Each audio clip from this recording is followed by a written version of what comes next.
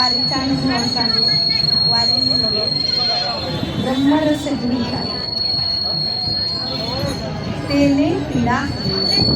हा वारीचा अनुभव म्हणजे सर्व दुःखाचे निवारण, सर्व आपल्यातील असलेल्या ब्रह्मानंदाचं प्रागट्य करून पाहिजे असेल किंवा त्याचा ब्रह्मानंद मिळवायचा असेल आणि तो काढा प्यायचा असेल तर माणसाने वारीतच आहे. त्रास होतो शरीराला, पण मनाला खूप आनंद होतो आणि त्या मनाच्या आनंदामुळे शरीराचा त्रास विसरून जातो आणि आपल्याला विपरीत परिस्थितीतून कसा मार्ग काढता येतो, कमीत कमी साहित्यामध्ये जीवन कसं व्यतीत करता येतं, हेही या वारीतून माणूस शिकतं आणि माणसाची सहनशक्ती वाढते.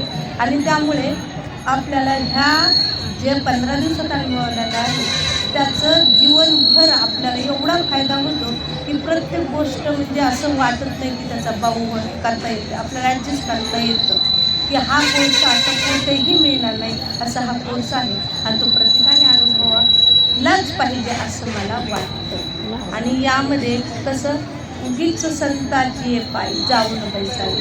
मग हा अनुभव असा आहे की नुसतं जाऊन जरी बसलं, तुम्ही नामस्मरण जरी नाही केलं तरी श्रवणाच्याद्वारे तुमचे कल्याण होणारच, या काही संशय नाही. असे संतांची ब्रीद आहे आणि त्यामुळे वारी केली तर माझ्या मनाला इतका आनंद वाटतो की गेली नवी जन्म यासाठी देवा.